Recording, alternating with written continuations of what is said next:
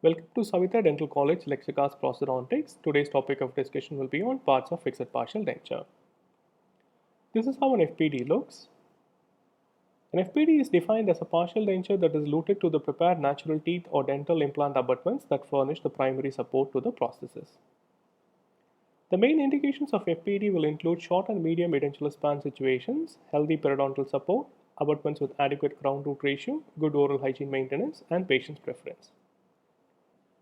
FPD is contraindicated in long-span edentulous situations in patients with severe neuromuscular incoordination, compromised or missing abutments, when the necessary supportive tissues are diseased or missing, and patients with poor oral hygiene.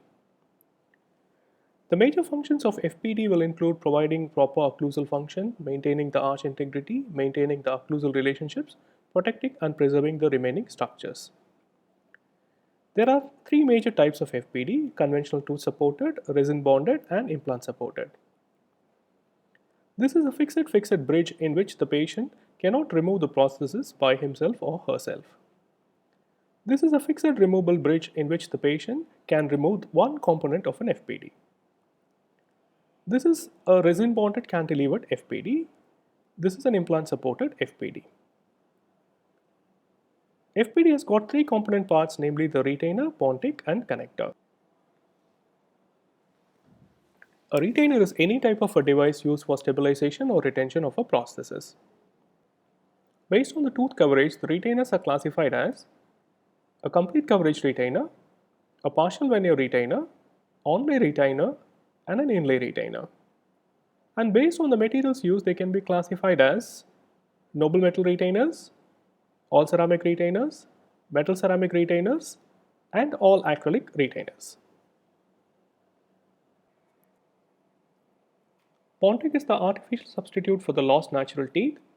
The pontic should restore function, it should provide aesthetics and comfort, it should be biologically acceptable, it should permit effective oral hygiene, it should preserve the underlying residual ridge.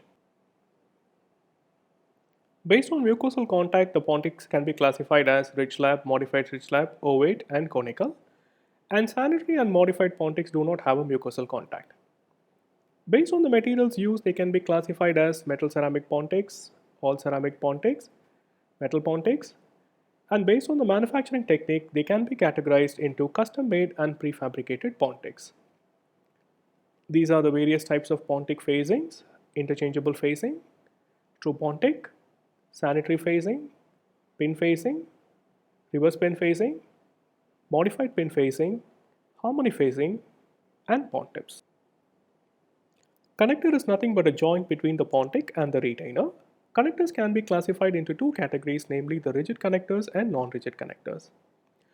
A rigid connector is a one which does not permit any movement between the pontic and the retainer. The joint is very intact here. In a non-rigid connector, the joint permits a little bit of movement between the pontic and the retainer. There are four variations in this, namely the loop connector, tenon and mortise, split pontic, crosspin, and wing. The first design happens to be the loop connector, which is mainly indicated in cases of midline diastema and spacing. The second variation is a tenon and mortise. Tenon is the projection and mortise is a slot. This is a split pontic. This has got two segments, the mesial half and the distal half. The mesial half has got a projection, the tenon, and the distal half has got a slot, the mortise. The last variation will be a crosspin and wing. Here again there are two segments.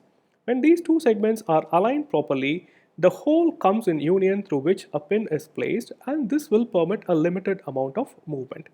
This is mainly indicated in periodontally vulnerable abutments and tilted abutments. This will conclude our session. Thank you very much for listening, and we wish you all the best.